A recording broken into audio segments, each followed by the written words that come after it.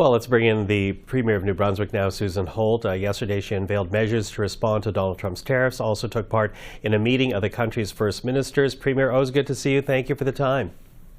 It's great to be with you, Michael. So, as you and I are speaking right now, there's still a question mark of where the tariffs are going to be, whether they're going to be reduced, whether they're going to be amended.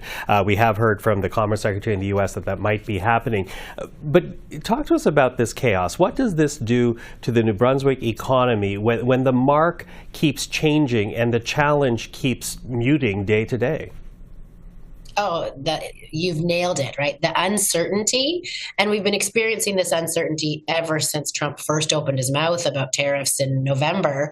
It's not an environment for investment or hiring or growth. So we've seen a real freeze and chill, not only across our economy, but actually across our society. People are scared and they're starting to wonder, what does the future look like when our nearest neighbor, our closest trading partner is attacking us? It's begged a real sense of okay, where are we going? Who are we going to be tomorrow?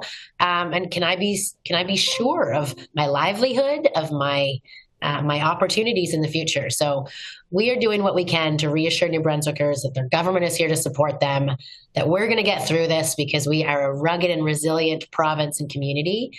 But the chaos in Washington makes that exceptionally challenging. Yeah, challenging. I'm wondering if you were able to put a calculation on that, because I know that New Brunswick and your government has looked at the number of jobs that would be lost at a 25% tariff rate. But beyond that, the chaos that you're talking about, have you been able to calculate what that actually does in terms of jobs in the province?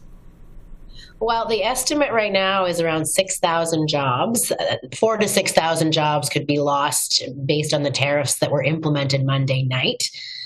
We have about 40,000 jobs out of, I should make it clear, there's about 350,000 sort of working New Brunswickers. So 40,000 jobs is significant, more than 10% of our working economy that are connected to this U.S. production. And so we think 4,000 to 6,000 of those are at risk of layoff. But it goes broader than that, right? We've seen our GDP growth forecast tank. Right, we built a budget that we have to table here in a couple weeks' time based on a certain growth forecast from economists that aren't even prepared to put that pen to paper, except that it's gone down. And so we're trying to forecast those effects so that we can make the right fiscal decisions for New Brunswickers, while other people are trying to figure out, what do I do if I lose my job? Yeah, sorry to interrupt. Yeah, tough. No. And in fact, you did introduce a number of measures yesterday, some funding measures, support measures, but also measures that hits back on the United States. For example, New Brunswick no longer doing business with the U.S., stopping the sale of American alcohol in provincial liquor stores. What else are you considering at this point? Well, everything's on the table, and there are some more drastic options that we're looking at. Obviously, New Brunswick provides electricity to Maine and companies and organizations in our neighboring states. We obviously are a big provider of fuel, whether it's home heating oil or gasoline, to a good 80% of New England and the Eastern Seaboard. Those folks are already experiencing the tariffs because the price of the pumps went up by 10%, and the price of their home heating oil went up, and their diesel and that kind of thing. So we could look at making that even more expensive. We could look at leaving our closest neighbors in the dark. Those aren't moves that we take lightly, but they're tools in our toolkit if this fight continues or gets worse. Mm-hmm. Now, you also, to help the people of New Brunswick, unveiled tens of millions of dollars worth in support, and you also spoke to the First Ministers yesterday. Support was a major topic of that discussion, according to the readout I saw. So what is guiding your choices right now? Addressing direct financial aid or looking at public investment as a way to get through an uncertain time? Well, it's actually both of those things. Our first priority is to New Brunswickers and the people who are worried about their business or their job.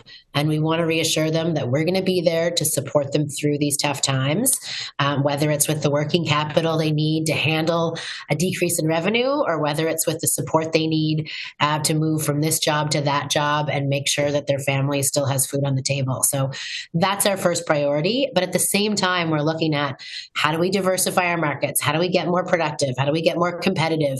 How do we open up opportunities in Canada by breaking down inter-provincial trade barriers, right? What are the things that we can do that will decrease our dependency on the U.S. over the long term, but also help us through whatever prolonged period of tariffs we might experience? But we still need those jobs and that economic activity in our profits. We need to keep that activity going through this bumpy patch. So that's why we have a mix of both supports and investments in the future. Mm-hmm. And will Ottawa be contributing to that based on your meeting yesterday?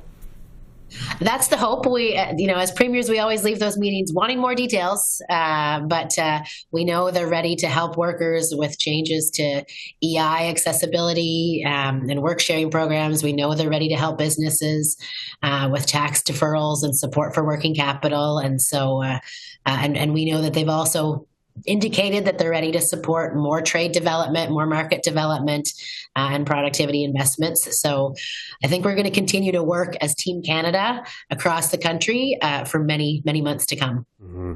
Now, you mentioned interprovincial trade and expanding markets. Let me quickly touch upon those in the time that we have left, beginning with interprovincial trade, because we were told that a lot could be accomplished during the 30-day period when we were waiting for these tariffs to take effect. Where do things stand right now? Well, a lot has happened in terms of a number of meetings, good progress. I think there might be some news coming out shortly, but let me speak to what New Brunswick's done, because we haven't waited to get agreement around the table. We've just gone ahead and acted. And so we've eliminated 9 of our party-specific exemptions, as they call them, barriers to internal trade. We have another 7 that are on the table. We've moved on labor mobility to recognize the credentials of anyone who has a Canadian credential can have that recognized in New Brunswick so that they can get to work here. We're not moving on a reciprocity basis where we're going to wait for our colleagues to do it before we do it. We've put it up front. It's passed through our cabinet. These are actions that we're taking. There are some that require legislative action, things like the direct-to-consumer sales of alcohol and the removal of the provincial, the personal limit on alcohol across borders. So that has to go to our legislature. So we're teeing that up to make those changes. And then we're being loud and vocal around that table to encourage every other province to open their doors to Canadians and to open their markets to products from around across the country. Mm-hmm. Now, in terms of diversifying markets, and I hear what you're saying about interprovincial trade, and we're going to keep following that, obviously, but in terms of diversifying markets, New Brunswick, of the provinces, arguably amongst the most dependent on U.S. trade. So where are you looking right now to try to make quick new markets for the province to access? Well, we've got our sights set on the EU, because you'll remember when Canada signed the CETA, the Canada-EU trade agreement, back in, I think it was about 2016, 2017, there was a lot of opportunity. There was hard work done on that trade agreement, and we haven't fully realized the benefit of it, even though for us, Europe is just a boat ride or a short plane hop away, and they're not far off from us in terms of time zone. They're not far off from us in terms of culture. We have access to both multilingual markets because of New Brunswick's unique bilingualism, as well as a lot of similarities with the Nordic countries in terms of fish and forestry, a lot of connections into the Eastern European markets with IT and cybersecurity. So we've really ramped up how we're trying to optimize the opportunities that the Canada-EU trade agreement poses for New Brunswickers. So that's one. And then we're looking at some specific opportunities that relate to specific products, like our energy products and others that have pretty distinct markets that we're starting to grow. Well, Premier Holt, I always appreciate the time, especially given right now how difficult it is to follow the bouncing ball. So thank you for the time today and speaking with us. I'm glad I'm not the only one having difficulty following it, Michael. Thanks for that.